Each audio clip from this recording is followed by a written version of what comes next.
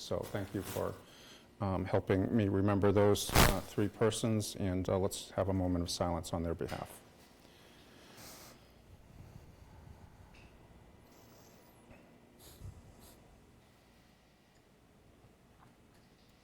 Thank you. And if you could join me in the Pledge of Allegiance. I pledge allegiance to the flag of the United States of America and to the republic for which it stands, one nation, under God, indivisible, with liberty and justice for all. So the clerk has taken the roll, so I think we're all set with that. And that would lead us to late files. There are two late files, Mr. President. There's 2529, which is the city solicitor for an additional year until January 31st, 2026. And there's ordinance 196, which is a density zoning change, BSOD. Motion to waive the rules and accept the late files. Okay, motion has been made and seconded. Any discussion? Councilor Khan? Thank you, Council President. As I've said before, I'm in a butter to the Brown School, and any matter on the Brown School I need to run by the State Ethics Commission. I see that this is a late file. There's another matter on the Brown School as well. So I've already sent a communication to the State Ethics Commission, and they have yet to still give a determination. So just to be safe here, I am going to recuse myself, and I think even sending it to committee, I'll recuse myself until I get that determination. So I will leave even sending that, and I'll come if someone can let me know when to come back. Okay, thank you. Councilor Zeid? Thank you. I just wanted to apologize on the late file in the Brown School Overlay District. Everything was submitted timely, actually on Tuesday before the deadline. Unfortunately, I just had a little, I think, paperwork, Scrivener's thing, and so it just didn't make the packet. And when asked, myself and at the time co-sponsor, we elected and chose to make it a late file just to be belt and suspenders, since it wasn't in the initial packet when it went out. So the procedural best way seemed to make it a late file so that there were no questions about it, but it was submitted timely on Tuesday. Thank you. Thank you. Okay, any further discussion on the motion to accept the late files? Hearing none, I think we could do a roll call. Absolutely. You can do voice vote. I mean, a voice vote, rather. Thank you. Screwing up already. So, voice vote. All those in favor of the late file say aye. Aye. Aye. All those opposed? No. All right, and Councillor Khan recusing. Yeah, we'll pick those. Thank you, Councillor Khan. And yeah, we'll take those up in the regular agenda. Before we go any further, I do want to note, and if we can have this reflected in the minutes, we are not going to be going into executive session at the end of this meeting. That is still in process, so we will, again, not be going into executive session at the end of this meeting. And I'll state that in the end, and we can have the minutes reflect that. So we would hear public comment. If there's anyone online who lives in Newburyport and raises their hand and wants to speak on a matter related to the agenda, I will get to you after we have in-house public comment.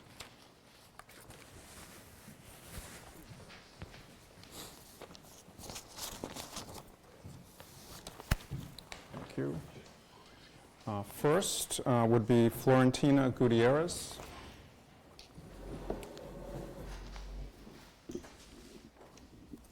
And if you could, please state your name, address, and up to 2 minutes on a topic on the agenda. Thank you. My name is Florentina Gutierrez. I am a city employee working at the Newburyport Public Library. I am here to provide my thoughts on the topic of security camera access at the library. Working in a public building, I am concerned for the safety of staff, patrons, and library property, especially during periods when we are busy or short-staffed. I am primarily assigned to the reference desk. The staff at this desk is responsible for monitoring both the second and third floors. While staff periodically walk around the library to assist patrons in tidy spaces, there are times when we are too busy. That is when I rely on the staff at the circulation desk to let me know if anything of concern has caught their eye on our live camera feed, so that I can address issues as needed. In the evening, access to live footage is even more crucial, when the number of librarians on duty is a lot smaller, and especially if I have the responsibility of being the librarian in charge. Because of a complicated layout of the library, I speed walk to complete our closing procedures. I may even have to jog to be able to leave by closing time, because sometimes patrons need last-minute help, or I need to double-check that everyone has left and no one has come up, one of many ways. Reviewing live footage before we close reassures me that the building is empty.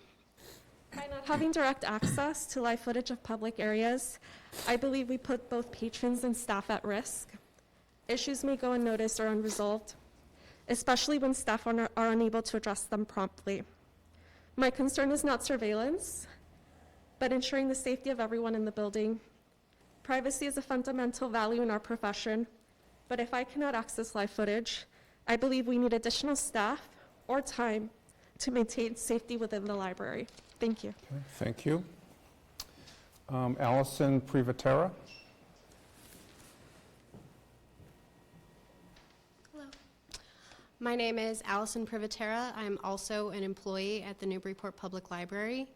I'm here to speak, as my coworker did, on Order 587, which recently came out of the Public Works and Safety Subcommittee with the amendment that the library security cameras be monitored by, quote, not NPL staff.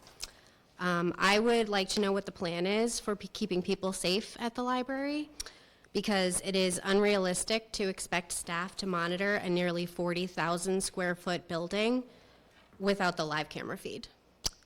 It's not a matter of work ethic or training. We can physically patrol the building, or we can provide service to patrons, but we can't do both at the same time. The amendment came about in committee because some city councilors suggested that library staff would use cameras to surveil patrons.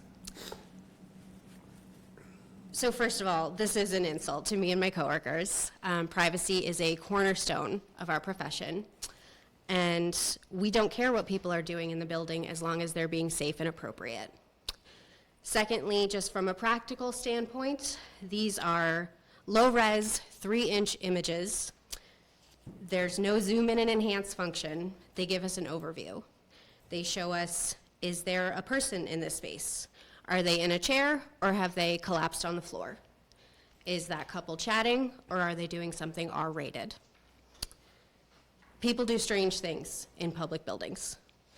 Usually it's innocuous, but sometimes it's disruptive, or lewd, or dangerous. We need to be aware of the people in the building in order to keep ourselves and others safe. And if someone does collapse upstairs, I want to know that right away so that I can call 911 for help and not have to call later and say that I found a body. Thank you. Okay, thank you. Marianne Vesey.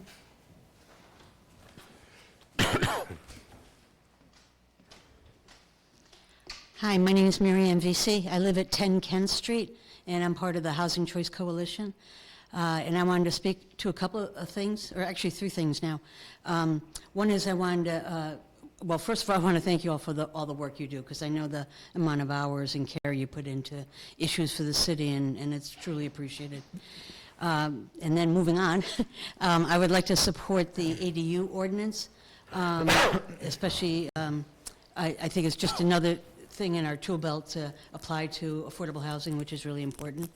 And then I want to support the 2 issues about the Brown School. One is it being released for sale as surplus property, and the other one is to change the zoning so that the Brown School can be made into, 29 units of deeply affordable housing for elders. Thank you very much. Thank you. All right, that would lead us, if there's nobody else here in person, to online. And I see Beth Trock. And Beth, I'm going to allow you to talk. If you could state your name, address, and up to 2 minutes on a topic on the agenda. Sure. Beth Trock, 144 Low Street. I'm just very quickly want to let you know I'm strongly in favor of the ADU ordinance. I know a ton of work went into it.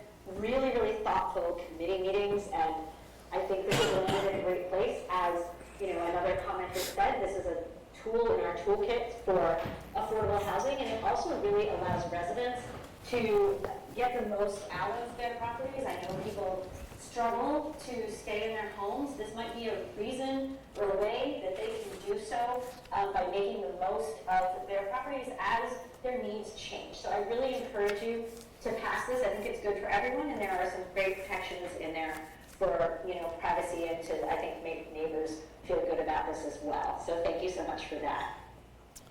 All right, thank you. And that would be it for public comment. That would lead us to the mayor's comment.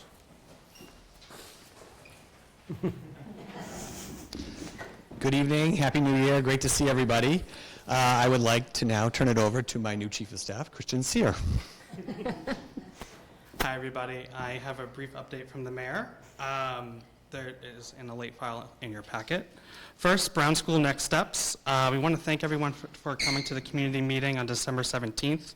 I unfortunately was not there, but I was able to hear some great news about that event. Tonight in your packet, you will see there's two related items. First, the disposition order. This is a critical next step for Zeta to proceed with their plans. Second is a zoning update. It's a minor adjustment to the Brown School Overlay District, and hopefully that will go to committee tonight. We are enthusiastic with our work with Zena and the Zeta Insight partner. Her dedication and vision align with our community's decision for the Brown School. I also wanted to provide a active projects update. First, the Knock Tennis Courts, Lower Atkinson Pedestrian Safety Project, and roadwork at the Middle and Eagle Streets. These projects will resume when there's warmer weather in the spring. The crosswalk safety painting, that was approved last council meeting. This will also be completed in the spring. The rec center at 59 Low Street, I think many of you saw, the bid process is underway and we should be getting submissions by February 15th. We also are finalizing the study for the boardwalk feasibility study. Some updates for City Hall and across the city. The IT department is advancing some new technologies. First is a multi-factor authentication for our IT systems. This, some of you may know, is like you get a text or you get a button so you know that your login is safe. We also are updating to Windows 11. We also will be deploying a unified communication as a service phone system to improve our communications. Next, I just wanted to mention we got the fire department annual report. This past year, the fire department responded to over 4,000 calls, including 524 inspections. Emergency responses decreased by 210 calls compared to the last year, largely driven by a 251 call reduction in medical emergencies. Again, we want to thank our fire department for their dedication and adaptability, and also operating under one roof during the Cutter Fire Station project. Also this past Saturday, there was a school committee retreat. At the retreat, there was a refresher on the open meeting law and executive session protocols. There was a legal review of current practice, discussion around the process for establishing district graduation requirements, and brainstorming sessions for goals for both the committee and the district in 2025. The next news is the State of the City and the Public and Community Service Awards. State of the City will be February 26th at 7 p.m. at City Hall. I will see you all there. Our clerk, Richard Jones, will be serving as Masters of Ceremonies. Governor Mara Healy and State Auditor Diana Ziegler have verbally committed to attending. We will have more announcements. Also, as part of the award, it will be the third annual Public and Community Service Awards, celebrating the incredible people in our community. We also will be introducing the Reverend Helen Regatta Service Award to honor the late interfaith minister for the First Religious Society, who tragically passed away last year en route to last year's ceremony. So if you know anyone, please submit a nomination. You can visit the city website to learn more. That's all. Thank you, good job, Christian, and welcome. Made it through his first week, week number 2. We all had our fingers crossed this morning, and it was nice to see him there, so that was good. Just real quick, I wanted to add something that wasn't on my report. There was an incident 11 days ago at Mark Ritchie Woodworking. The wind turbine at the top has a trough that catches hydraulic fuel.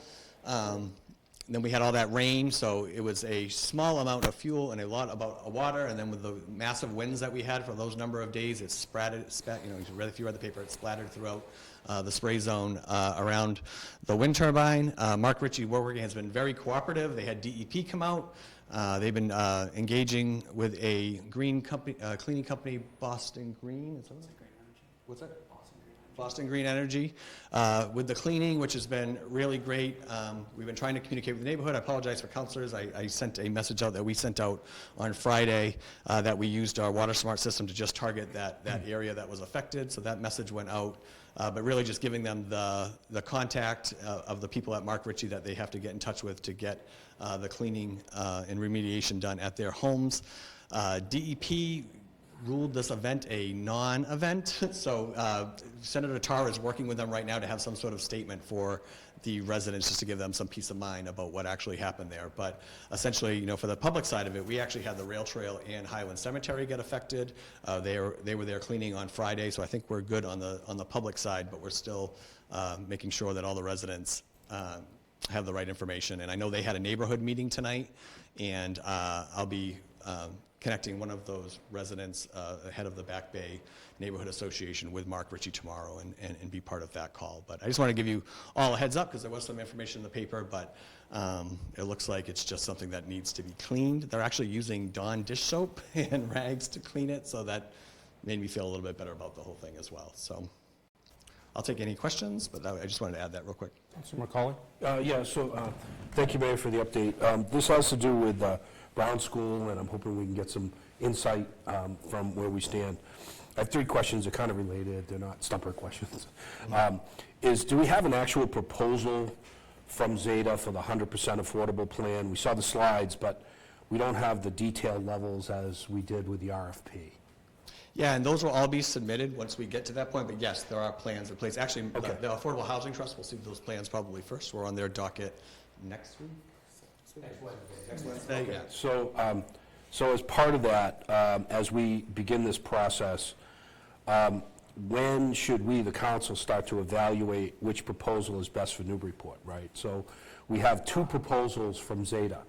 One being market rate, which may be the best financial deal, and the second one being the 100% affordable, which is probably the best housing deal. Sure. But in order for us to actually dispose of the property and move forward with that, we're going to have to make that decision collectively as to which proposal we're going to follow through on. Sure. Well, I will say, to answer that, we're only going forward with the affordable housing plan, so there won't be 2 proposals submitted to council. We're just submitting the one. Okay, and do we, as part of that, assuming that, do we have a cost estimate and a source of funds for the proposed demo of the gym? Yes, we are working. Well, not officially yet, but we are working on that. We have some rough estimates, but that'll be coming forward. Okay, thank you. Yep. Any further comments or questions for His Honor or his Chief of Staff?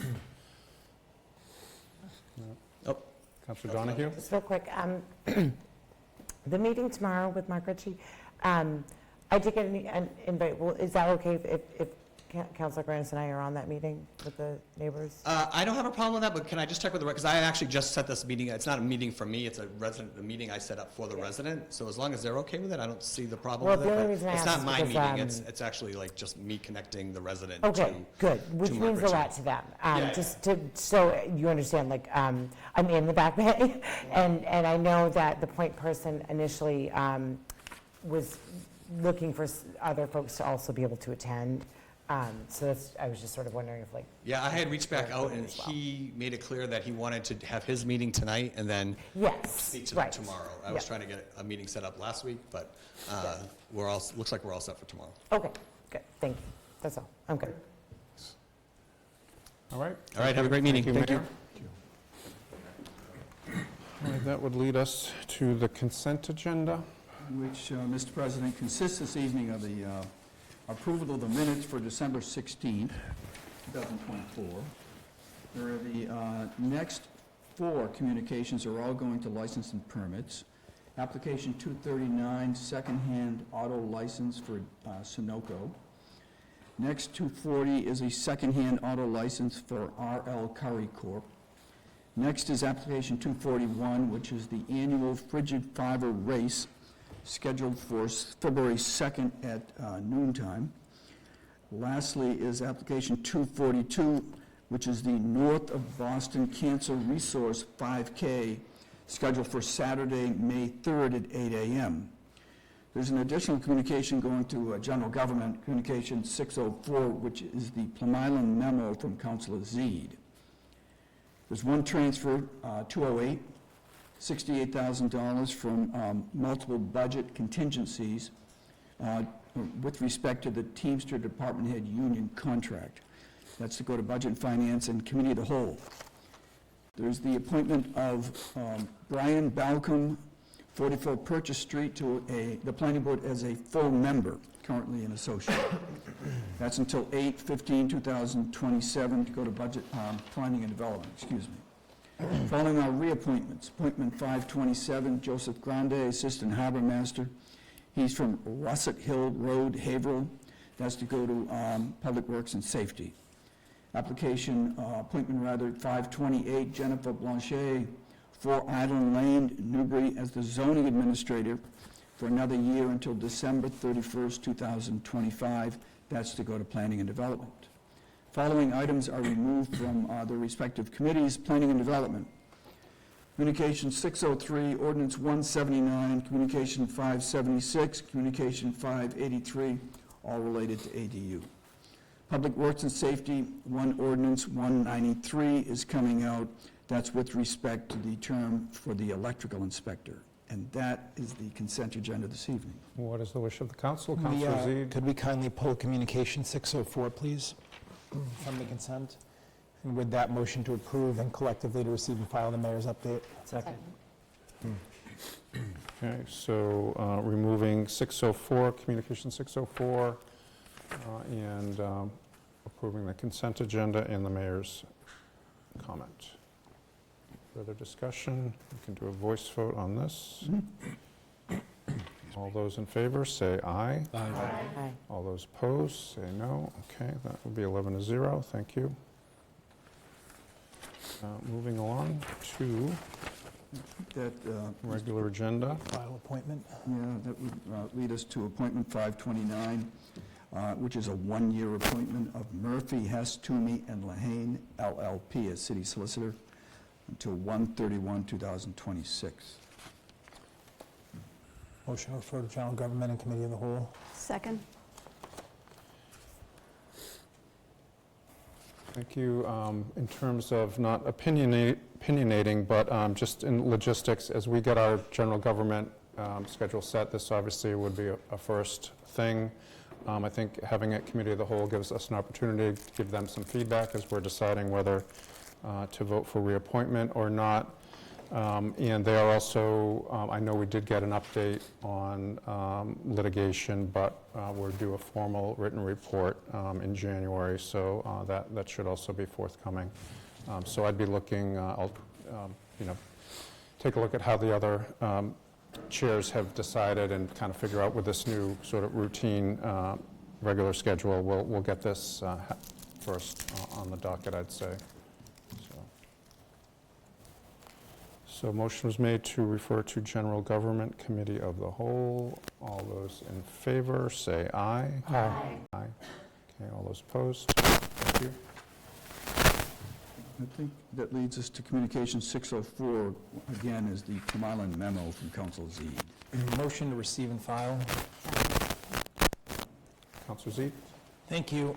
I penned this memo really for two purposes, and I don't want to rehash the entire memo. We've been having a lot of challenges over the past year or so with voting at the Boathouse, which has been the long-standing Ward 1P polling place.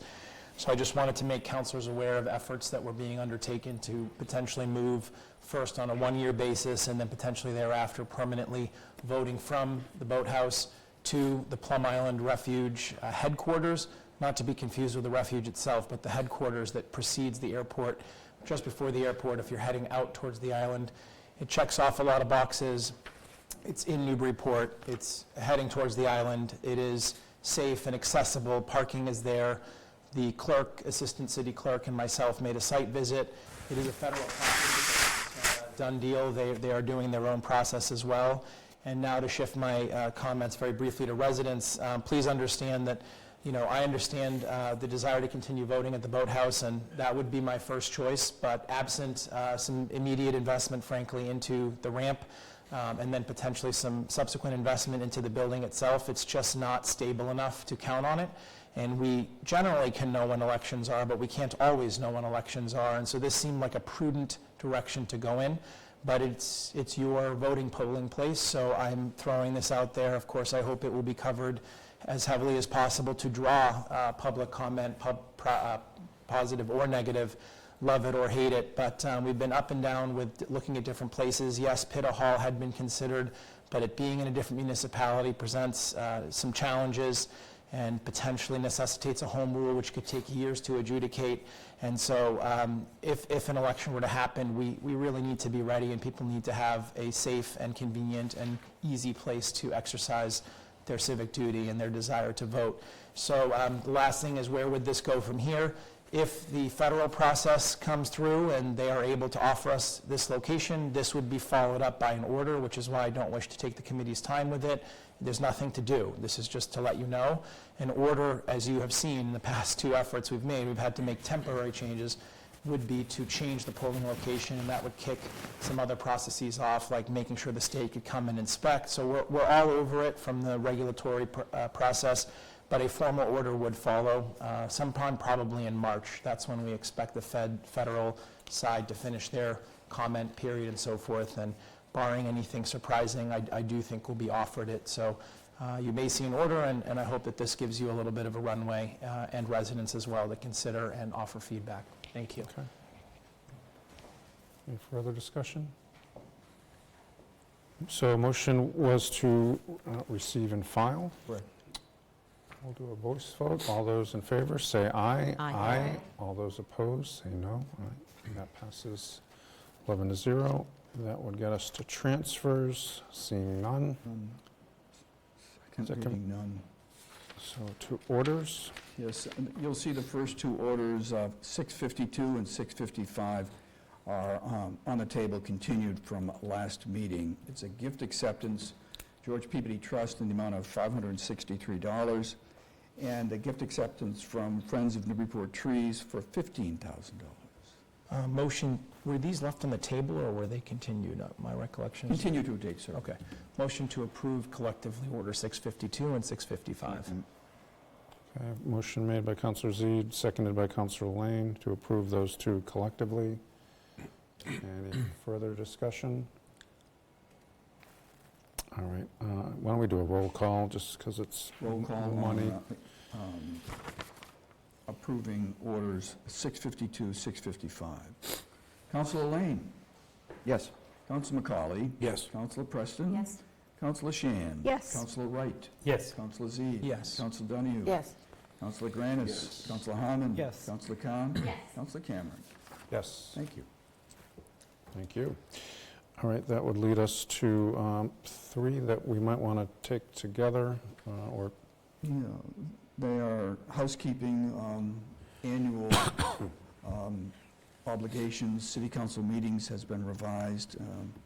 Council rules, there have been no changes, but we need rules dated 2025.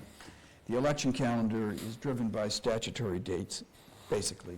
Motion to approve Order 656 alone, the City Council meetings 2025 revised. Second. can I just, as a point of order, do we need to do a waive the rules to approve it in one meeting? Motion, okay. Yeah. Motion to waive the rules and to declare an emergency, and that we need to set a schedule for the calendar year, Thank you. and to approve all three collectively, all three of those matters collectively. Second. Thank you. Discussion? Councilor Zede?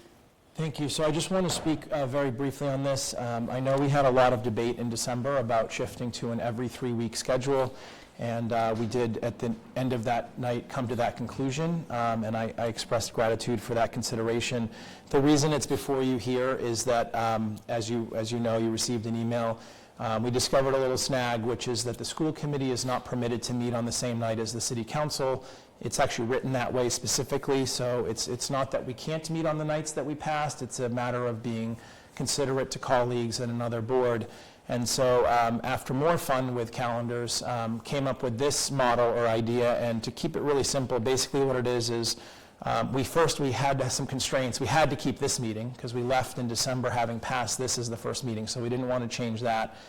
And then secondarily, needed to try and find a way to make it work again and honor some of the things we discussed in debate, such as the consistency. So what this calendar proposes is we met tonight, we are meeting tonight, 13th. We would do a 2-week hop to our next meeting, which would be the 27th, and then we would commence the 3-week from there. The net effect of all of this is that basically we get to do the 3-week cadence that we discussed and debated, but we shift everything by a week, so we get away from the school committee and the potential conflict, which again could throw them off. I learned, and I did not know this, but they set their meeting schedule based on the school year, which actually makes a lot of sense once you know it, but didn't know it, so I learned something new. This will actually clear, including the one Tuesday we need to do in June, will clear all the conflicts between now and the end of the school year, which are all the meetings that they have booked. Later in the year, we would end up back with some conflicts if they were to set the same schedule. But as the president mentioned in opening comments, we both have gone back and forth with the vice chair and some members, and this seemed like a really fair compromise, and I think they were happy with the fact that we were able to get out of the way of the meetings they had at least already, not just booked, but posted online.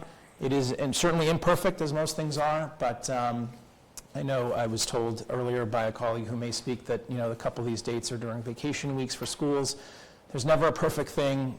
Good luck on the calendar, but I still firmly believe in the merits of the idea and think it's worth the try. So I hope you'll see fit to pass this, as it does really clear the path, and honestly may spur other bodies to reconsider their meeting cadence and schedule too. And we'll be doing this in 1 year's time, so if it's not a success, certainly it can be reeled back in. Thank you. Thank you. Councillor Khan? Thank you, Council President. As folks remember, I didn't see the reason to even change. You always think, is something broken, we try to fix it. Nothing was broken here. And as we saw, what we tried to do did actually conflict with another elected body, which is the school committee. And now this fix is actually, to me, even worse. We have February 18th and April 22nd, both of which are part of vacation week for our schools. So what do we lose with that, right? I mean, we look at just the counselors here who have kids in the school system who are affected, which, definitely it's me.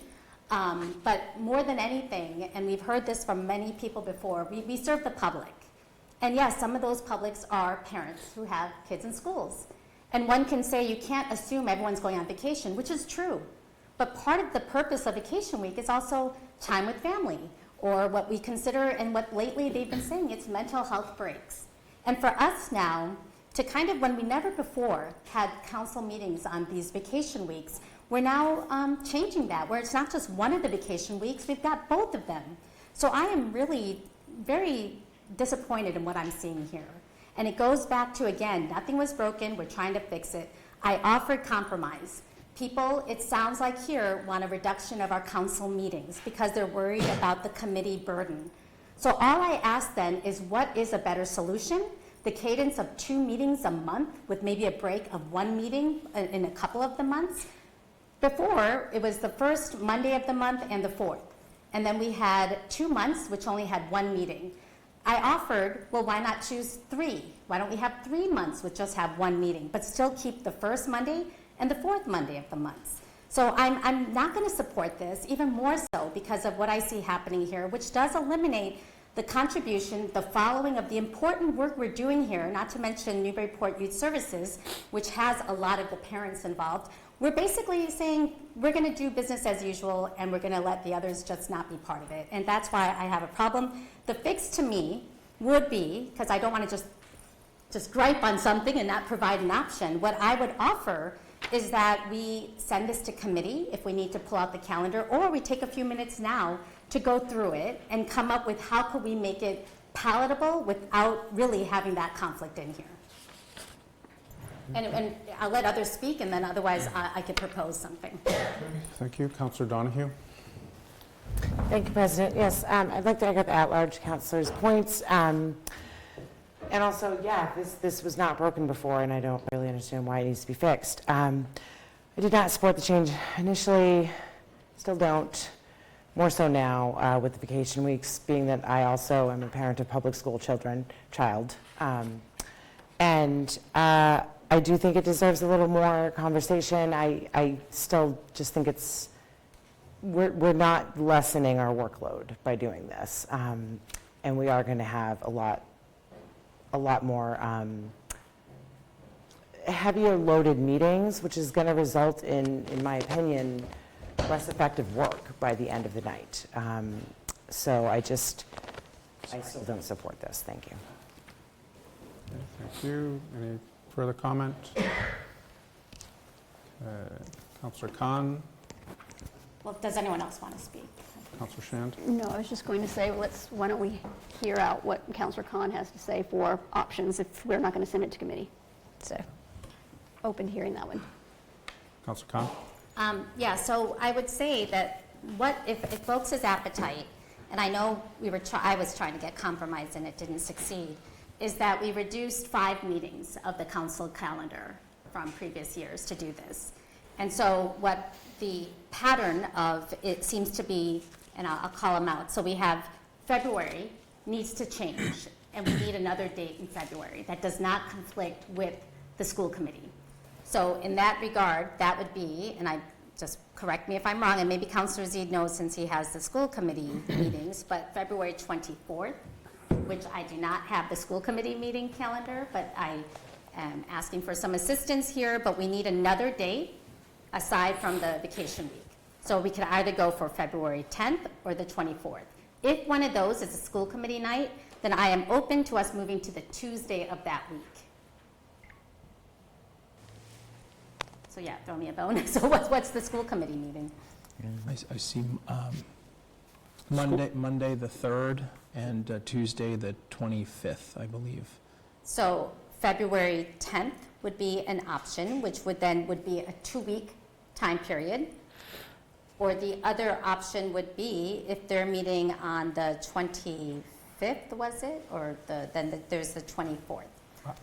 I have the meeting on March 3rd, which is a Monday, February 3rd, and then their next meeting is March 3rd. I created my own tracking on this. Okay, so I would entertain February 10th, which would then only give 2 weeks between which is typical for us anyways, between January 27th and the February 18th time that was proposed. So that's my first, if I'll make an amendment to that, if I could get a second. Second. Or are these friendly amendments? How do we do this? No, I think it's fine. We can proceed with the process and let councilors vote so everybody can have their say. Great. So what that does is it almost gives us a month before our March meeting. And I just want people to know I'm working with something I am not a fan of right now. And as you can see, this is not easy. So for example, it will be a month. So between February and March, we now have a month before we are here doing business. So the March 10th meeting is what our next one would be, but for the April, which is April 22nd is what's proposed here, I would offer April 14th, if that is something that is not a school committee night. I think that is a holiday, Patriots Day. I think that's No, the Patriots first. Day is the 21st. Is the holiday. Oh, okay. All right. What day? The 14th, April 14th? So the school committee has a policy subcommittee meeting I think with the whole of the school committee that day? I think policy would be different than the Than actual business. meetings? Yeah. So that would be my proposal, is to make to April 14th then for our April meeting. Second. Well, we just have one motion on the floor at a time, so is the former one the motion? If I could back up, Councilor Khan. So, back to February, are you striking February 18th and Replacing. adding the 10th and the 24th? No, I am striking February 18th and replacing that with February 10th. So it's one meeting still in that month, which is, I think, the sponsor's desire. So there's no meeting on the 24th, you're proposing? No, Okay, the only meeting is the 10th of February, in February. correct. Is it the 10th? Sorry, let me, That's yeah, correct. the 10th. Got it. And then we moved March, you kept the same. And then in April, you're proposing instead of the 22nd, the 14th. Correct. Got it. And striking the 22nd, Correct, exactly. one meeting in April. Okay, so maybe for sanity's sake, is that one motion right now? I would like to make that one motion, since those are the two dates that I'm trying to remove as a conflict for the school-age And families. that was yeah. seconded by Councilor Harmon, if I could, Mr. President, just for clarity's sake. So the motion would be, in my words, strike it the 18th in February, add the 10th period, and then in April, striking April 22nd, replacing it with the 14th. Correct. That's the motion on the floor at present, first and seconded. Okay.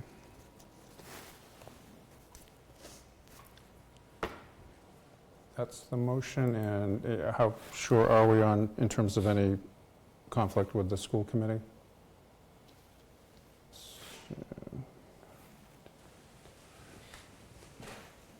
So if we go to the 10th in Just February, looking at the public meeting calendar, because I think they have their meetings posted. February 10th, they have a policy committee meeting of the whole school committee. I don't fully understand their structure, but I know that's not a full school committee meeting. That's, I don't know if that's it's a subcommittee. Equivalent of a subcommittee. It's a committee, so they have a committee meeting, and then in April, same thing.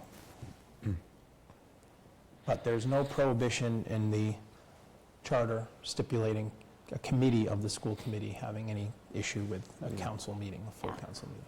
all right, so the motion to amend is on the floor, so it would be striking February 18th, adding February 10th, and then striking the 22nd, adding the 14th. Right. All right, so debate on this. Comment? Councilor Preston? Yeah, thank you.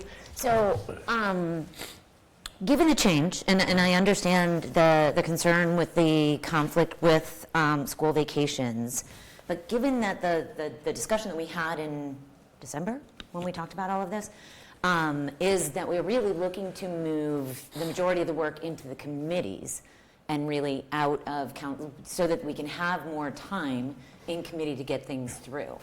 And so, you know, if we're talking about not having conflicts with anything with school vacation weeks, then we should be considering not having any committee meetings during school vacation weeks as well. And, you know, I mean, we've never done that in the past. To me, well, I certainly understand, you know, that people are on vacation during school vacation weeks. I just don't feel that the city has the ability to shut down given that. And given that we're not going to consider getting rid of committee meetings, where again, the majority of the work is supposed to actually happen, and the public has the ability to have comment at those meetings, I don't really understand why we would consider getting rid of council meetings during school vacation weeks as well. Councilor Khan? Yeah, I could respond to that.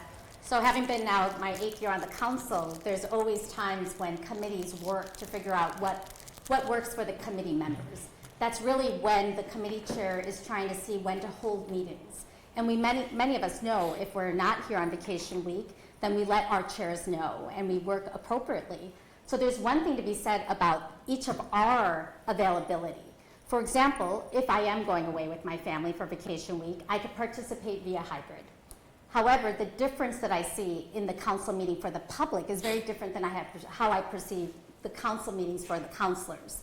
The committee meetings, which is, you're right, that is a time for getting into the details, honing in, refining the end product that's going to get the ultimate vote, and the public time to see it happen is here on the floor. And I always say this, not all of our work comes out and it's pretty much as it comes in is as it goes out. We make amendments on the floor. The council space here is really the last time to really make and hear from the public on what has been coming forth. So to me, that's very different than the type of work that goes on the committee. Most of the public that comes to the committee is always also in listening mode. And with many of our committees, we have our Zoom meetings, we have recordings, people could watch them, but the time here is different. And I hope people recognize that. It's different in many ways. The public who come and speak during public comment is very different in terms of the overall final deliberation of all 11 of us. Committee members, the committees don't always get everybody there because if it's committee of the whole, maybe all of us show up. But this here on the floor is when it's all 11 of us and when we're really making the final determination on these important matters. So that to me is more of an important date for the public to be involved in and to listen in. So that's why I feel like that's a strong action for our council meetings. Okay, further discussion? Councilor Harmon? Thank you, President. I was a little bit on the fence about changing to the 3-week cadence. One of the things that was really important to me in choosing to support that was some routine and regularity with that, so that we were helping the public have some norm and expectation for when we would meet. So this is, getting further away from that by adjusting the calendar. However, change is hard, and if this is a compromise that allows us to move toward this 3-week cadence, maybe it won't really materialize until after April. I still think we've had that debate, we've had that agreement, and so I would support adjusting these dates to smooth out that transition if it's something that everyone can agree to, so that we get to understand the change and having a little bit more time, as the at-large counselor has said, for the committees to do their work. Thank you. Councilor Z? My question is for the sponsor and the seconder of this motion. Is this viewed as the only flaw with this schedule, or are there further flaws or motions envisioned? Councilor Khan? Yes, actually, thank you for asking me. I think I actually, removing 5 meetings, obviously we don't know what the workload is going to look like. But what we do know is that the best product comes from being able to have the public discussions here on the floor amongst the 11 of us. And for me, in November and December, the one meeting in November and the one meeting in December are a little problematic. When we know that that's the time of the year when everything starts, it's going to be the end of our term, and anything that we don't deliberate is going to move to the next elected council. So I personally would have loved to see another date, whether it's in November or in December.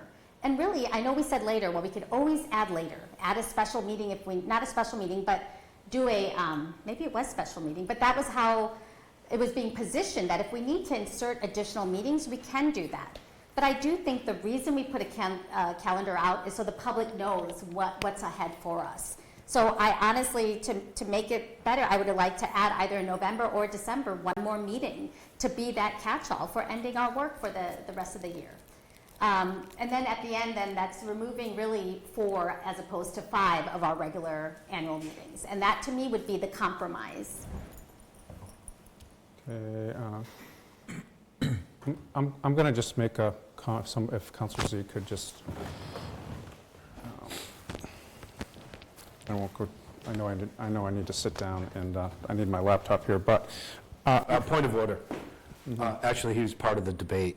Oh. So I don't believe Councilor Z can take the chair, right? So. No, I can, but I can't come back. Isn't that how it works? Yeah. Correct. Once you go, you're out. So, I mean, I'll can't come back. You can never come back. Councilor Shan. Shan participated as well.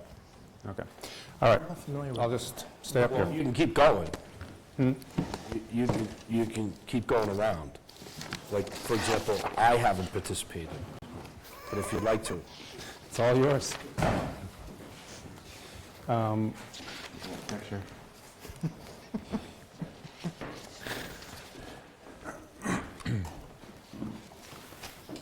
Warmed it up for you. Thank you.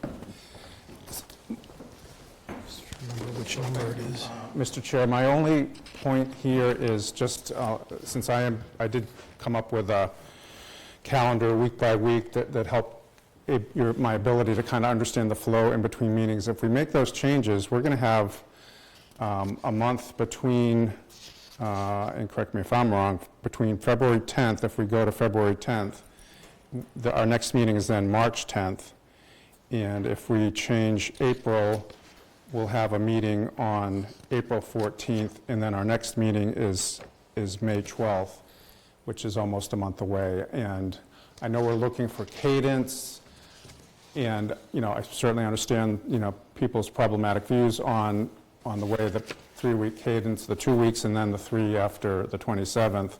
I think it might be better to have this go to committee, hash it out, everyone get calendars, be sure the school committee dates for sure, and hash it out, because we're going to make it, that's a lot of time. If we have 2 periods where it's a month long, I know typically we have that sort of thing in the summer, and after budget season, that seems appropriate, but that's just a lot, but maybe there is a way we can get the cadence, avoid the school committee, avoid the school holiday weeks, and come up with something better. But I think this approach is it's going to have big gaps. Maybe those big gaps would be great. Committees could clear everything out of your docket and get it to the next committee meeting. And again, we always have the right to call for special meetings. So I suppose whatever we do, we'll be able to manage one way or the other. But so those are my thoughts on that. Councilor Wright? Once we dispose of this motion, I think we should actually just vote for our next meeting so we can have one. Thank you. Can I just get a clarity? Councilor Lane? So we're just moving the 2 meetings, the March and the February, is that That's the motion on the April floor. and the February. because of vacation? Vacation week for the kids. Okay. All right. Councilor Z? I just want to state that I have 3 kids. I have a 10-year-old, an 8-year-old, and a 5-year-old, so I'm pretty familiar with vacation weeks, and memory can always play tricks on you, but the council has met regular meetings during vacation weeks. That has happened, and I remember specifically because we've opted not to take certain items out of committee if we thought there was high interest. And with due respect to NYS, there's a lot of issues going on in the city, and running the city around one issue doesn't make sense. As chair of one committee that may see some of those matters, I'm happy to hold them or move them forward earlier if it avoids those weeks. There's not any sleight of hand here. And so the reason I asked my question was I was hoping that if this was like the sole request for a compromise, maybe it would be worth supporting in terms of trying to get that harmony. But if we're going to Frankenstein the whole thing, I'd rather stand my ground on what's been proposed here. I spent a lot of hours on it. It isn't easy. You can toy around with it as much as you like. There's always something you're going to run up against, holiday, federal or not. Patriots Day always throws me for a loop since it's not a federal holiday. Religious holidays from all faiths, etc. So nothing is perfect, but this, and the last thing I just want to say is I just want to remind folks that we need to get away from the linear thinking of months, how many meetings per month. I think the innovation of every 3 weeks was to make it so that the months weren't relevant. It was just that we would be meeting every 3 weeks. The dates look funky because that's how they fall, but it's every 3 weeks. It's not meant to be once a month. Once a month would be more severe than what you see here. Councilor Khan? Yeah, thank you, Interim President. So my first proposal was to not Frankenstein it, but to fix those 2. But the question was asked, was I happy with this? And I thought you just wanted an honest answer, which is what I gave. But if what it is to really correct the problem I'm trying to do here, which is the vacation weeks, then I'm fine with just the February and the April. But I do want to point out, in terms of the cadence of 2 or 3 times a week, when you look at the first and last Mondays of the month, sometimes it's 3 weeks, sometimes it's 2 weeks. In January, for example, if we did have a meeting on January 6th, our other meeting would have been January 27th, which is 3 weeks. So I just want to point out that nothing was a set cadence every 2 weeks for council meetings. It varied on that, yes. Thank you. But I just want to interject one thought. It always historically has been the second Monday and the last, not the first, just so you know. Okay, so I thought it was first Monday is what I had seen. School committee does first and third. We did second and last. Second and fourth. Okay, Second so and it was last, every yeah, two which months. could So be the thank you for fourth. clarifying. Debate on this, because we, Yeah, you're right. Jones, this is an amendment to an order with an emergency preamble, with a motion to approve, with an amendment to it that has changed dates, right? Yeah, I think it's a motion to amend, to change the dates. Okay. Again, we're going from the 18th in February to the 10th in February, and the 14th in April from the 22nd. Great. And that's all that's on the floor. Great. If there's no further debate, let's take a roll call. Be happy to. Everyone understand the motion? Just Counselor? on those 2 dates? Yes, just changing that date in February and that date in April. Okay? Councilor Lane? No. Councilor McCauley? No. I should probably have gone to you last. Councilor Preston? No. Councilor Sheehan? No. Councilor Wright? No. Councilor Donahue? Yes. Councilor Zede? No. Councilor Granis? No. Councilor Harmon? Yes. Councilor Khan? Yes. Councilor Cameron? No. And Councilor McCauley, again, you were... Still no. Motion fails. That leaves the order as it is on the floor. I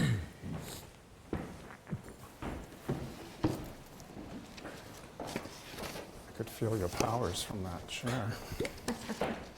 Thank you. So the underlying motion is on the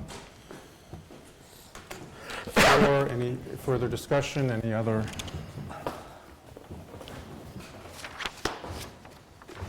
The underlying motion actually was to collectively approve. Collectively, right. Waive the 656. rules, emergency preamble, and approve. Correct. All right, any further discussion on that?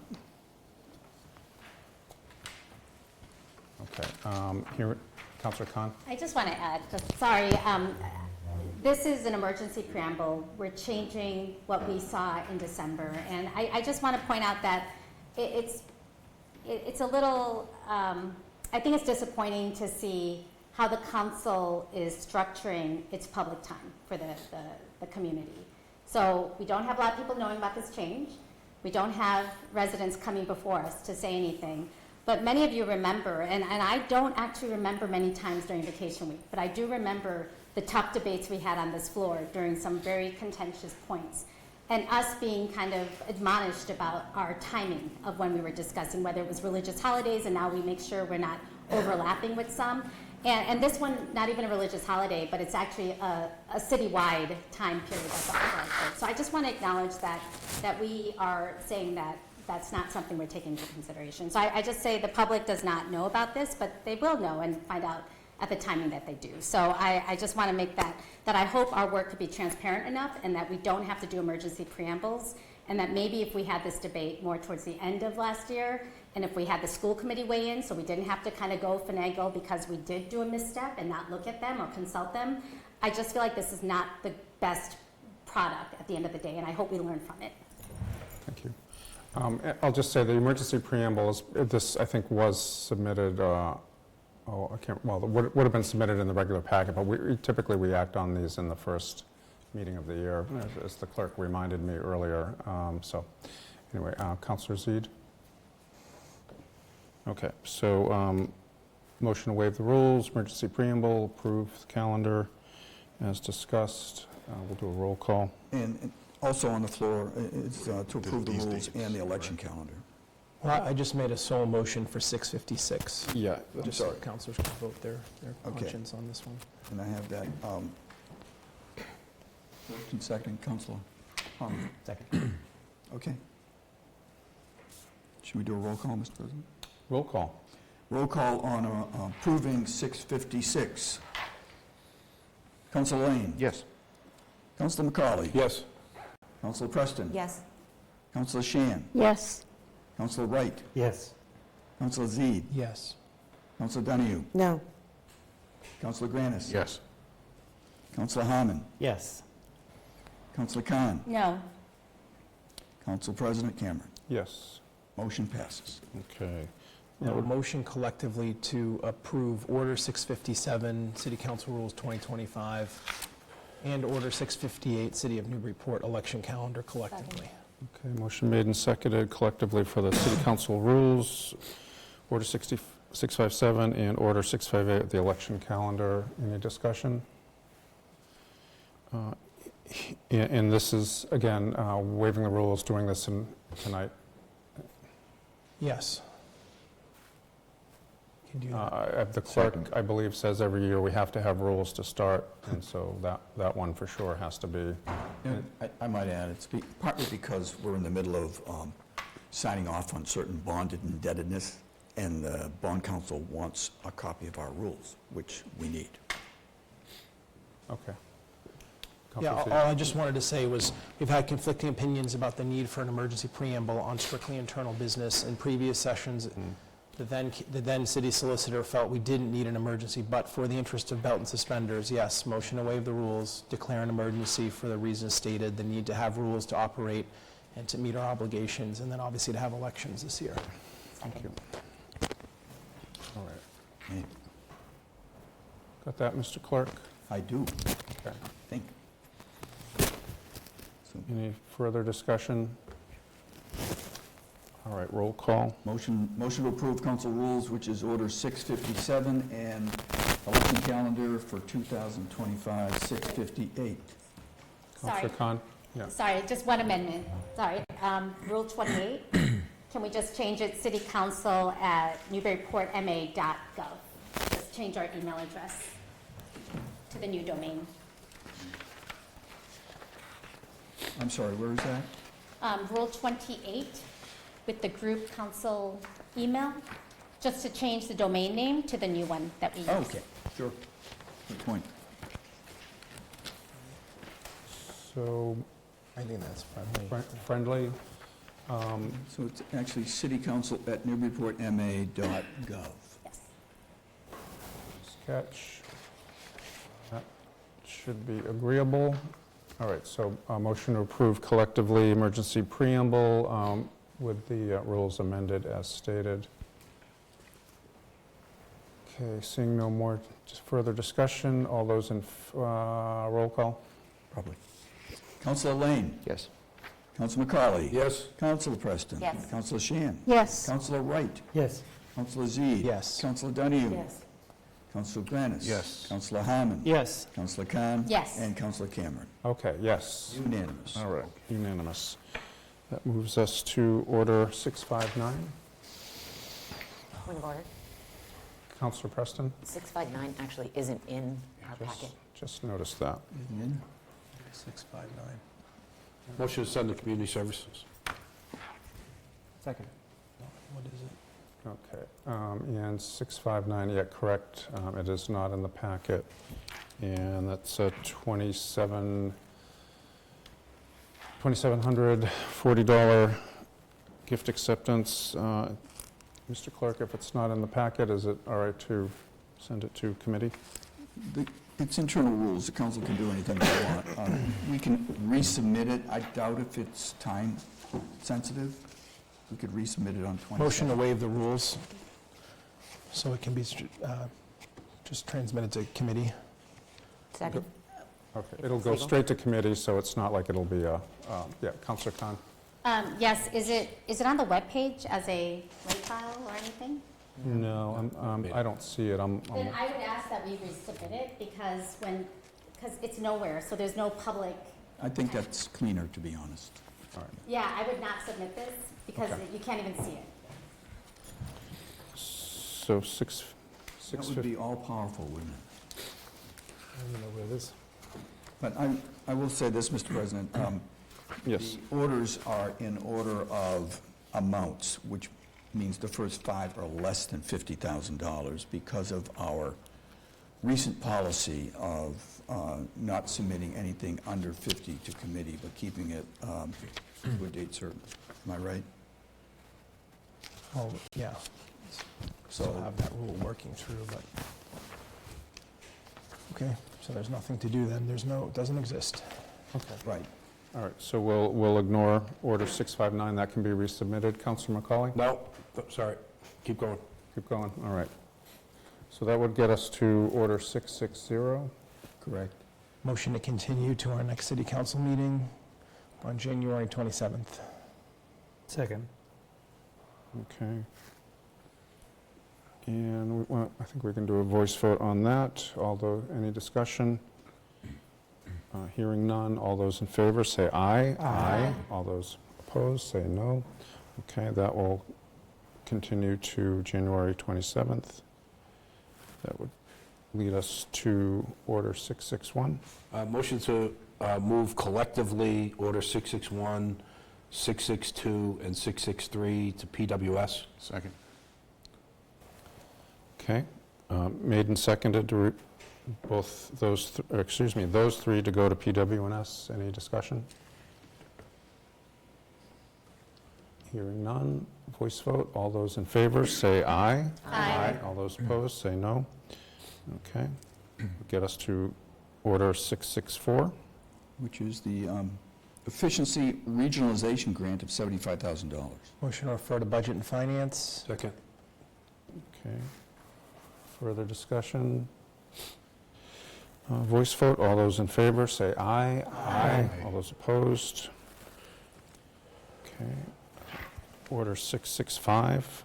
Motion collectively to move 665, 666, and 667 to PWS. Second. Okay. Motion made and seconded, 665, 666, 667 to PWNS. Any discussion? Hearing none. All those in favor say aye. Aye. All those opposed say no. Okay. Thank you. Order 668. Motion to refer to Planning and Development and Committee of the Whole. Yeah. I need to recuse myself. Okay. Similarly, as I mentioned, I need to run it by the State Ethics Commission. Councillor Khan is recusing. Motion made, seconded? That was seconded. Okay. Councillor Z. Thank you. So this is part one of two to sort of move the Brown School forward. As you heard during the mayor's comment and the subsequent questions, the last ping on this story was that presentation at the end of December by the applicant that was selected at the ending result of the RFP. And this has been something that has been worked on since literally the morning after that, trying to rush to get to a point where it could be submitted. And so there are effectively two things. One is a disposition order. This is what actually sort of closes the loop, if you will, on declaring the property surplus, at least a portion of it. That's an important component of this. We're not selling the entire Brown School parcel. I'm speaking in lay terms, not so much in technical terms, but it will be essentially subdivided through an A&R and approval not required, and that separates the public, what will remain public space. Think of things like the basketball court and sort of the back corridor of the area. And then the rest of the part, which is what the existing gym stands on today, and of course the school will ultimately be sold. And so that is what this proposes to do so, and it proposes to do so under very certain conditions around what the redevelopment will be, and then around certain financial aspects of the essentially the financial deal. So the question I think that was asked is a very fair one. Ever since this process began years ago, it's always been understood the City Council would have a key and critical role in deciding the future. And this is effectively that way. This proposal could be accepted as is. It could be modified and changed depending on the will of the council, or it certainly could be rejected. But this essentially moves to effectuate what was proposed to us in those slides. With that said, I don't want to underplay the importance or the clear presentation of execution risk. We have a very valuable public asset here that we now have, I think, have some direction on what we want to happen with it. That doesn't mean we can just assume that it's going to happen. So this was written with a tremendous amount of due care to try and make sure that the belt and the suspenders and then additional belts and suspenders were added. And then I'll discuss a little bit more during the zoning, which is an effort I had started years ago with the Brown School Overlay to update it. And these two pieces are essentially the council's, this is the say, this is the word of the council. The building cannot be certified for sold without us. The terms and conditions that are defined in here will be law. And so while the executive branch may, in parallel and in good faith, just as we are, pursue its own avenues for things like development agreements and so forth, we have our role here. And so I expect, obviously, thorough discussion and debate, and happy to respond to questions about why it was drafted this way. And if there are suggestions and inputs to make it better, those are certainly welcome. But hopefully we will find ourselves rowing in a similar direction and really working to button this thing up as tight as possible to make sure that what we want and what residents now, I think many are expecting, comes to fruition. So I'm excited to bring it forward to you after many years of struggle. Councillor Lane? I just wanted to ask, I know Planner Port here is here and the administration. Did we ever get an appraisal done? Obtaining one at this time, it's not available for you yet, but we'll obviously get that to you as soon as it comes in. We have it by the time that we have to debate this, and Well, I don't know by your first, I guess defer to the committee discussion, those dates, but I don't know it'll be the first meeting, but certainly we imagine you'll want that before you take any vote, so. yeah, I'm not going to vote on it till Understood. we have that. Yep, understood. We're efforting to get that as soon as possible. We, we were encountering difficulty getting it from folks on a faster track. We were hoping for 30 days, so, yeah, we'll get it to you as soon as we can. Thank you. Thank you. Thank you. Any further discussion? Okay, and who was the second on that? It's a good question. Second. All right, hearing no further discussion, we'll do a roll call, and I know it's just an order being referred to committee, but actually, we can just do a voice vote on an order for now. Okay. So all those in favor, say aye. Aye. All those opposed? All right, thank Present. you. Okay, so 9 yes, 0 no's, 1 present, 1 recused. Mr. President, if I might? And we might want to call... Do you want to do the zoning? Yeah, I was going to say, if it- Okay, we're going to do this, we're going to do the zoning too, and you can... When we get to ordinances. Yeah. So what I wanted to mention, Mr. President, is I have in my paper packet 659. It must have been dropped on the scan, the only thing I can think of. Because you don't see it in yours. No. But you're looking at the scanned packet. Correct. Yes. So that leaves one option, if the council so choose. I can read this into the record, it's very short, or we can make copies, and you can vote on it tonight, or you can just move it to the 27th, whatever the will of the council is. It's not time sensitive, right? I don't know. It's $2,740. It's a gift. It is, the donor is Port Youth and Recreation Foundation, Friends of Newburyport Youth Services.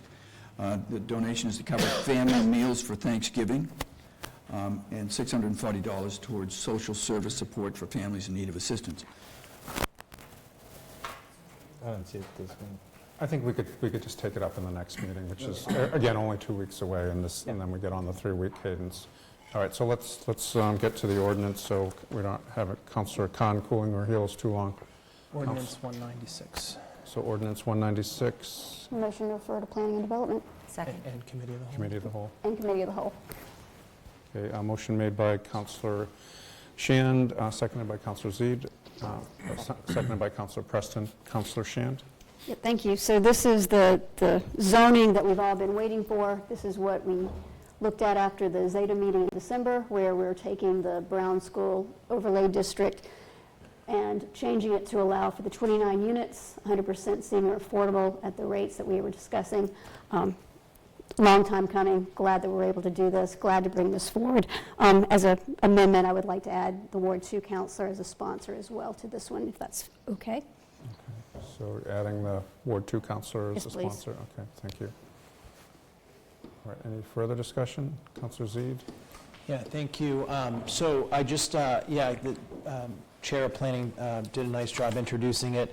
We did make an effort here to make the changes as narrow as possible to effectuate what was needed. Obviously, the unit count is sort of the big part, but there were some other modifications needed for parking, and as well as trying to potentially address concerns over demolition of the gym and potential collision with the demolition control overlay district. So there are some pieces in there, but I do think you'll generally find it to be fairly straightforward. And again, this may be the suspenders, or this may be the belt, depending on how you look at it, but the density ties to affordable. So for those in the neighborhoods, having consideration or concern over that, it provided a nice vehicle to make the changes hopefully narrow. And so I know the chair will work hard to get us with the planning board. We have to follow our traditional zoning stuff.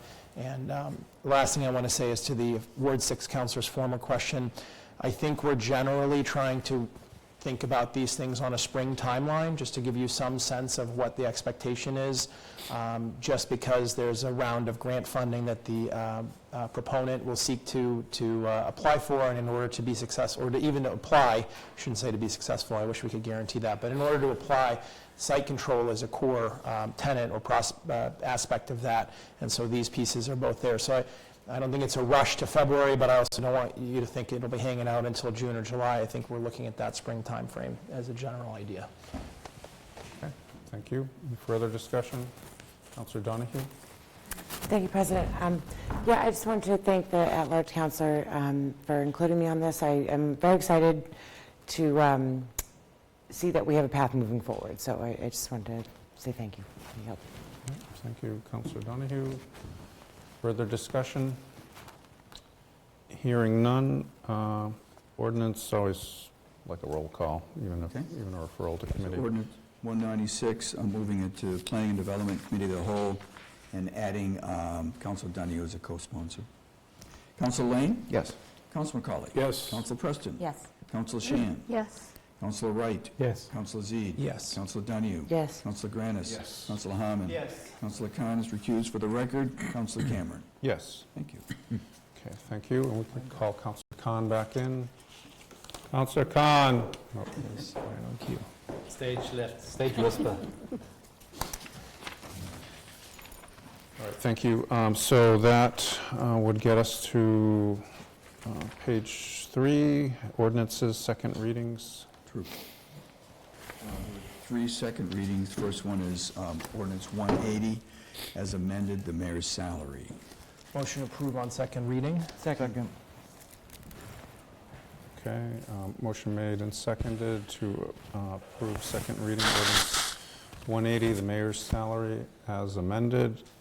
Further discussion? All right, roll call.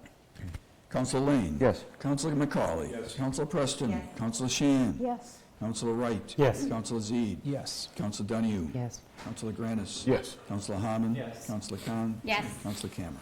Yes. Thank you. Okay, ordinance 188. Motion approved on second reading. Second. Motion collectively 188 and 189 on second reading. Second? Okay, so motion made to approve collectively by Councilor McCauley, seconded by Councilor Preston. Discussion? Hearing none. Roll call.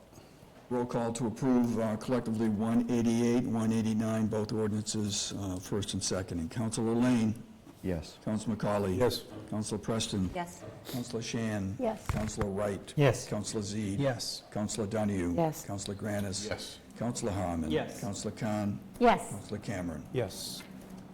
Okay, that would lead us to ordinance 194. Motion to refer to PWS and Committee of the Whole? Second. Okay, motion made and seconded. Any discussion? Councilor Preston? Yeah, I just want to introduce it. So I submitted this ordinance. It's basically attempting to define where the role of the parking clerk resides within the city. The parking clerk has been in the city clerk's city clerk's office for more than 30 years. And the council is also responsible for the ways, and by way, parking is part of ways, and so therefore the parking clerk and parking has been under the jurisdiction of the council during all of that time as well. However, unfortunately, the current code of ordinances does not define the appointment of the parking clerk, even though there are several places in the code where the parking clerk is both directed by and through the council. But the reasoning and the timing of this ordinance is extremely important because we are in the middle of hiring our new parking clerk. And in my opinion, I think it is unfair and frankly foolish to hire a new clerk without defining whether or not parking will be a part of that role, mostly because of both the scope of work as well as the salary associated with it, keeping in mind that the salary for the current clerk in total is 25% supported by the parking clerk. And I think it's really unfair of us to, as we move forward with hiring a new clerk, to not define whether or not that role will be a part, or whether or not parking will be part of that clerk's new role. Therefore, I hope by sending this to PWS that they will take it up expeditiously so that hopefully we can get this as settled matter to align with the timing of bringing in a new city clerk. Thank you. Thank you. Any further discussion? Okay, the motion was made to refer this to Public Works and PWS and Committee of the Whole. and Committee of the Whole, thank you. You're welcome. Trying to look at it at the same time as I'm talking. All right, so hearing no further discussion, can do a voice vote on this to get it to committee, I suppose. Yeah, so first vote, referral to committee, voice vote. All those in favor, say aye. Aye. All those opposed? Okay. Ordinance 195. Motion to refer to license and permits. Second. Councilor Preston. I'm big on Chapter 12 tonight. So this ordinance is to remove the need for renewals of A-frame signs from the need to come into council and committee. This really was born out of a conversation with a owner of a downtown business. It feels that it's frankly rather cumbersome on a renewal to have to come in to council, committee, and all those things. And she in particular would need to close her shop to be able to come in here to go to committee. So this also aligns with our effort to sort of bring some of the things that are more aligned with renewals, to move that work to the clerk's office and take it out of the council. But importantly, this change would be for renewals only. This would not be, so any new applications for permits for A-frames would still need to go through the clerk's office and then come to council and committee. And the clerk's office would have the ability to, on any of the renewals, bring it into council and committee if there were any infractions or concerns from the clerk's office. Okay. Thank you. So motion was made to refer this to licenses and permits. Any further discussion? Hearing none, voice vote. All those in favor say aye. Aye. All those opposed say no. Okay, 11-0, thank you. That would lead us to committee items. Budget and Finance. Nothing tonight, as you can see. We will pick up now that this council schedule is hardened. I will put together a calendar to present to my committee members. We'll meet on this Thursday, and I'll get that posted tomorrow, and we'll pick up with that, and then we'll take it from there. I am endeavoring slightly, to change the budget process, maybe not completely, but certainly trying to do some things differently this year. And one thing I'd like to do is endeavor to have a pre-conversation. I'm thinking, maybe on the order of 60 days before the budget is submitted, to give councilors an opportunity to sound off on their priorities, their goals, any targets they want to either telegraph to the administration or not. That's the brainstorm I've had, is that having an opportunity to comment before the budget comes in perhaps could offer some opportunity to offer everybody to speak up and then make their feelings known about where they want things to go, because we learned it's hard once the budget has been submitted. Other than that, nothing else tonight. Okay, great, thank you. Community Services. Yeah, we were this close to having something in committee, but alas, it went away. So we are going to cancel our meeting on the 21st, and given that we did finalize the council schedule, I will be updating our ongoing meetings after that, but continuing to try to stay with the Monday following council meetings. But I'll update the committee members once we do that. Thank you.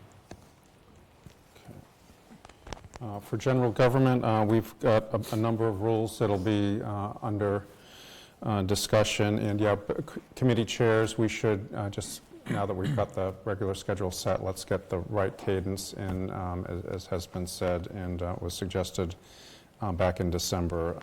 So we'll be moving forward on those things. And again, I heard from several people, this is more as president than general government, have maybe akin to, a budget pre-conference discussion, but having a planning session sometime in the next month or so. I'll talk to each of you about potential dates, couple of hours. You could call it a retreat, you could call it a planning session, but just, and I know, Chair Sharif Zeid's talked about the budget side of it, but I think this is more holistic and just, what things do we want to be focusing on? Already some items are coming forward even in this session today, so we'll do that and get moving on the items that we do have in committee. So that would go to licenses and permits. Oh, Councilor sorry. Khan. Chair, is this a good time to give us an update on the investigation? Because we've been getting emails asking, so. Yeah, I'm not going to. It's going to be no comment because the last time I got into a discussion about it without it being on the formal agenda, I know it's listed it's listed on our agenda, but not as something we were going to discuss, but there should be an update shortly. Licenses and permits? Thank you, Council President. I assume I'm reappointed. Thank you very much. So far, Now that you said that. depends what you say now. So we don't have anything coming out of committee, obviously, but we will also put together a calendar, and it should be the Wednesday on the week following the council meeting, as it was in the past, unless that doesn't work for everybody. So thank you. Okay, thank you. Planning and development. All right, good stuff for tonight. Motion to approve as amended ordinance 179 zoning amendments for ADUs. Second. All right, so we have been at this since September, and it has finally come to an end, hopefully. So ordinance 179 is addressing the state mandate for accessory dwelling units under the Affordable Homes Act. We met on the 6th where we had a pretty good discussion about what's happened since we last discussed this in December. The Executive Office of Housing and Livable Communities have definitely given us some more guidance.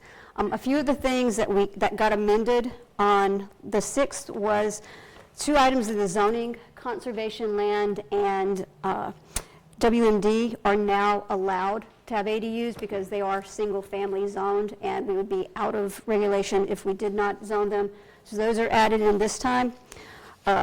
Another discussion was the assumption we had made last year when the state put these regulations out was that the half-mile guidance for parking, they stated that if you lived within half a mile of a train station or the garage, you would be exempt from having to have off-street parking. In this case, the guidance we got over the holidays was to include an entire bus route. So basically, the entire city is now exempt from having parking off-street if you have an ADU. So with that, the sponsors did come back and say, based on that piece of the executive housing guidance, they wanted to pull back the idea of having 2-family as part of the ADU allowance. The state mandate was just for single-family zoning, but since we went through this whole period last year, assuming it was going to be 2-family, and now getting this guidance from the state, the sponsors wanted to pull that back and just have the baseline allowance for what the state was requiring for ADUs. We went back and forth in the committee, and the committee vote on that amendment to remove 2-family from the zoning was 2-1. Councilor Preston and I were the yeas, Councilor Wright was the nay. We decided that it was probably better to keep it small because, once you do zoning and you let the genie out of the bottle, you can't put it back in. So we're keeping it small. We can always expand. In the end, after all of the guidance we got from the EHC, we did agree to not having any zoning would be a problem because that way the state has the right to decide what we're going to do instead of the community. And as our zoning administrator stated, this ordinance gives as much control as any municipality could get at this point in time. We have protection from non-conforming structures in this ordinance, which they worked on so hard. And if we didn't have that protection, we would be open to anything. So at the end, the committee did vote 3-0 to approve as amended. I will also state we were reminded that we need to vote for a second time before February 2nd on this, because if we don't, then we have to refile this with the planning board. So with that being said, I would like to give our sponsors a chance to discuss this since they did so much work on this, and we have the planning director as well. So. Thank you. Councilor Harmon. Thank you. So First, I want to thank the Chair of Planning and Development, the committee members, the Planning Office, the Planning Board for going on this journey with us, my co-sponsor. I think we've landed in a good place. I want to just add a little bit more to the Chair's summary, specifically around the parking exemption. So what we've done is defer to the regulations once final from the EOHLC. So we're not agreeing with the regulation, but we're getting our ducks in a row should that stay in the final regulations that they will release after we vote a second time on this, unfortunately. So we had to do the best that we could in order to finalize this for consideration tonight so that we could be on our timeline in accordance with the law that was passed in August. As the Chair said, just to reiterate, there was some discussion on whether to pause, but the decision was, we felt, along with the administration and the committee, in our best interest, in the best interests of Newburyport zoning, to have something in place, even if pieces of that are at odds with what the final state regulations turn out to be. And so we are hopefully putting our best foot forward here with some regulations and process around approving ADUs. Councilor Khan. Okay, thank you, Council President. So listen, we had a very outdated in-law apartment ordinance. One that was done in the 80s that we probably should have updated to accessory dwelling use, and we didn't.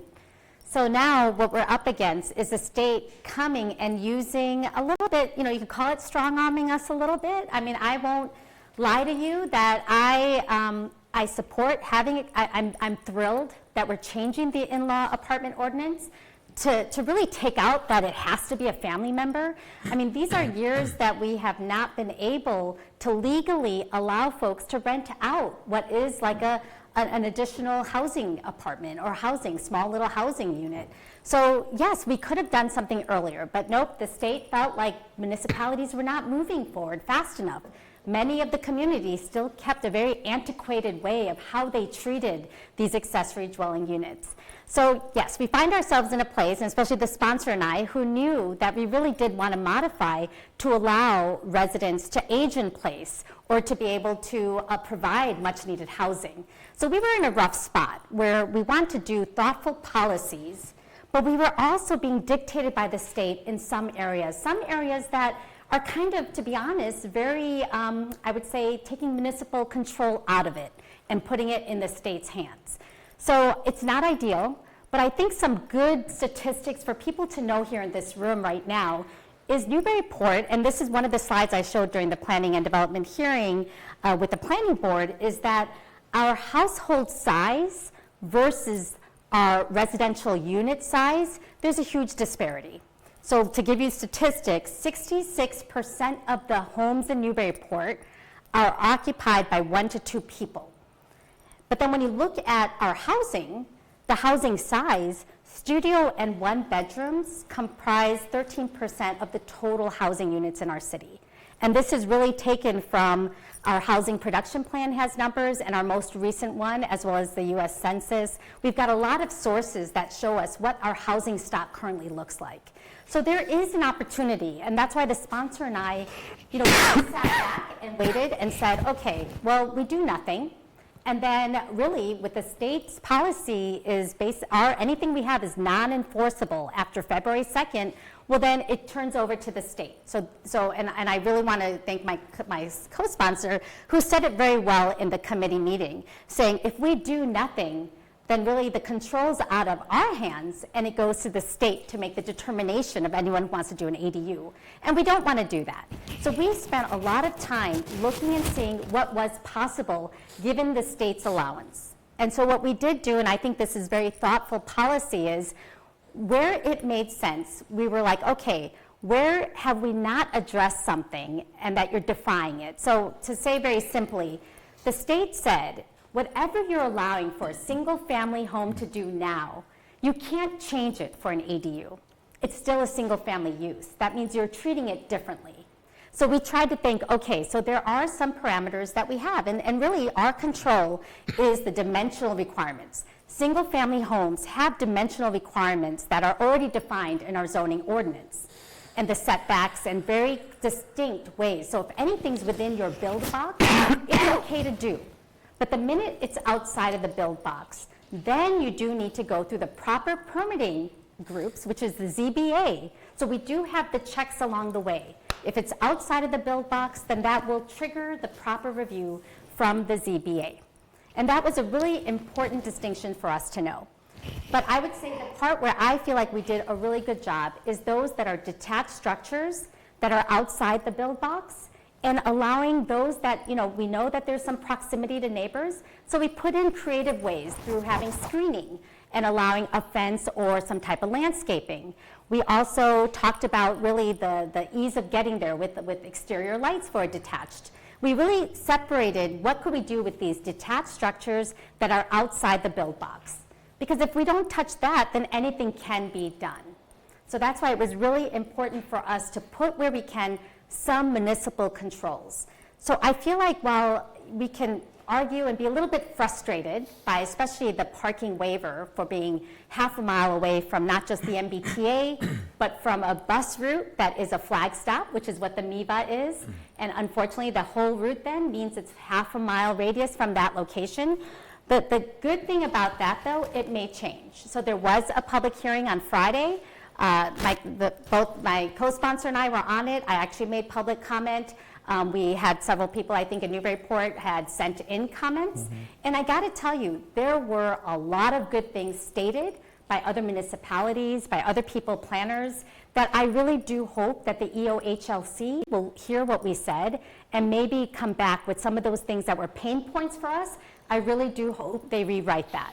One of the other ones I want to say is the EOHLC had said that an accessory dwelling unit is allowed on any primary dwelling. So they were pretty vague on that. We focused here and just said single-family lots. We could have done two-family lots, which is what the EOHLC was trying to say. Primary dwelling could be two-family, multifamily, but we wanted to put some level of control and wait to see what the EOHLC's final determination is. So that is one place where I know the EOHLC's draft is saying differently, but for us, we're saying single family. So if there are changes, when the draft regulations become final, we will have to go back and make certain modifications.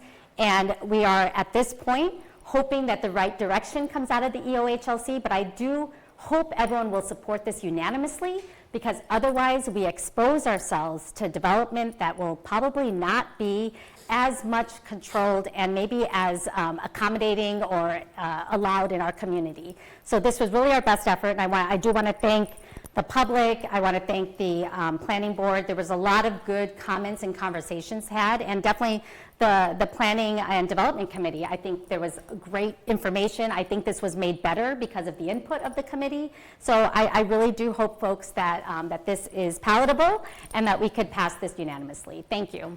Thank you, Councillor Khan. Councillor Wright. I'd just like to rise to say that I'm very disappointed with the state for giving us a deadline and not giving us final determinations. It's really a terrible way to legislate. It's a terrible way to set rules, and it puts municipalities like ours in an awful situation where we're creating zoning and we don't know what the final rules are. So again, I'll state my objection to the way that they manage that process.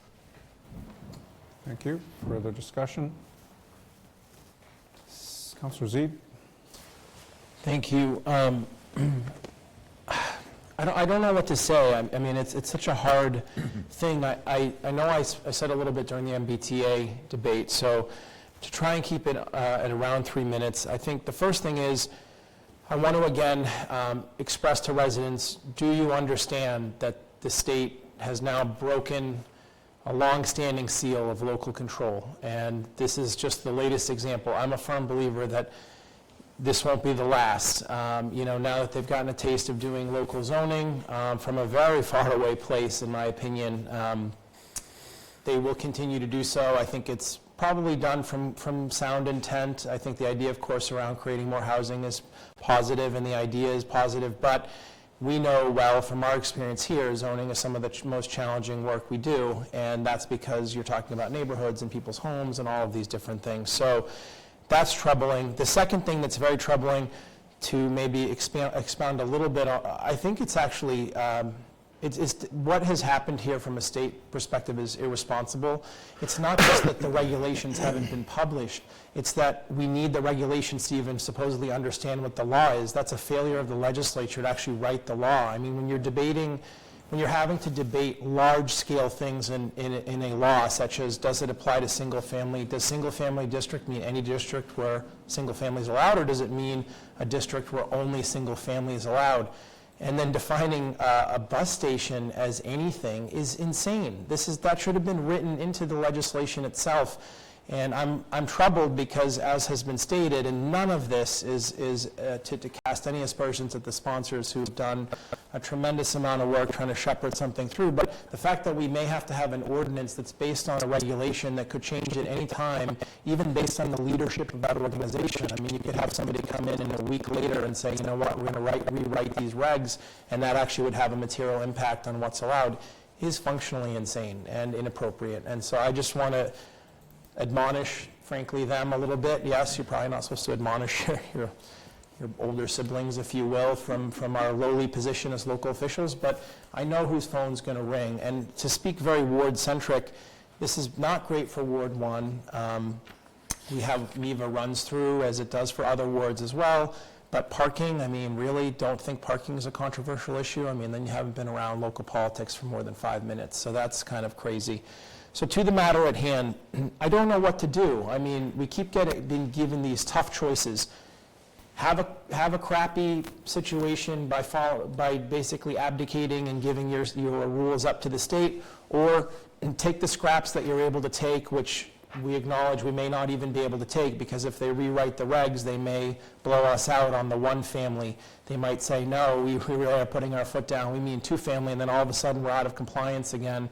And again, that could change at any time. How is that a choice? What do I go to a constituent and say, well, I had a very poor choice in A, and I had a very poor choice in B. And again, this has nothing to do with the sponsors who poured hours in trying to find every way to give us that local control, and for which I'm grateful, but I just don't get how it's a choice for me or for us. And if there's not a lot here, I mean, if they shift their weight a little bit on the single family, that's probably a core benefit of what we have here. Second is dimensional controls. My experience with dimensional controls, they haven't been strong enough historically to actually keep bad projects from happening, because variances will be granted. And that's, again, not anybody's fault here, but that's the reality of it. And then, screening is always helpful, certainly, but hard to enforce and that sort of thing. So just really tough spot. I give a lot of credit to the sponsors for the work they've done. I just wanted to explain where my head is, and I'm unfortunately not feeling super positive. Thank you. Further discussion? Councilman McCauley? Yeah, I do want to thank the sponsors. I want to thank the committee. I want to thank the planning board. I think they've done a fantastic job in putting some protections in place here. I, too, am distraught about the state coming in, telling us what we can and can't do. For my ward, I think it's a direct attack. Most of us are in Ward 5 are single-family homes.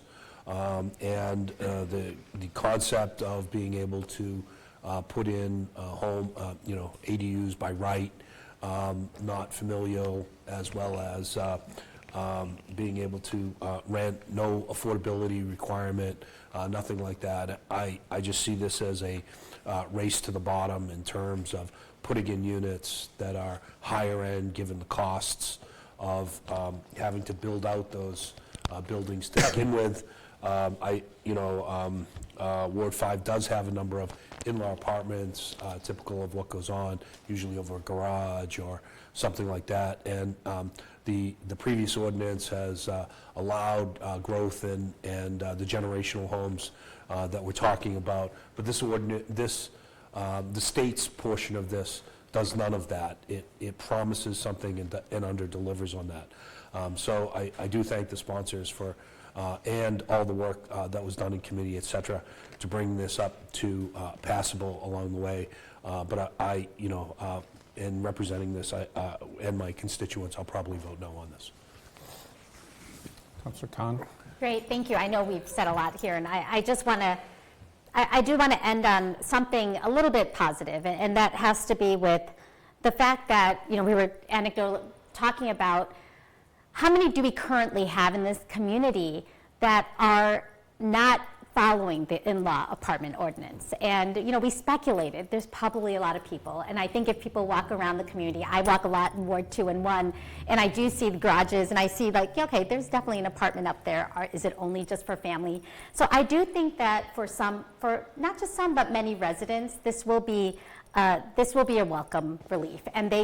And just so you know, we will know who they are, because the one thing the state is doing is they're requiring the tracking. And so when anyone comes to do and have an ADU, and I don't know if our zoning administrator officer is here, but she did mention that there is a lot of interest from homeowners who would like to do this. And so I feel like, we will be tracking, we'll get numbers of, how many are we getting a year.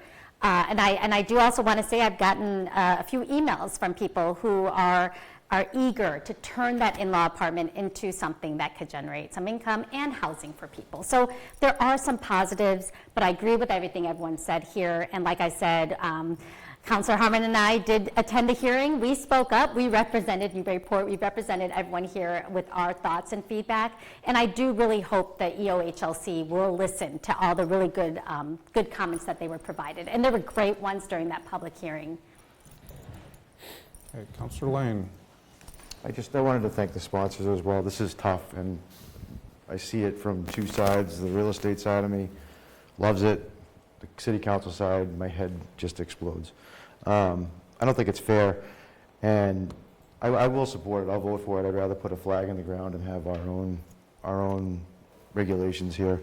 But they're not helping affordability. People are eager to do it because they want to make money.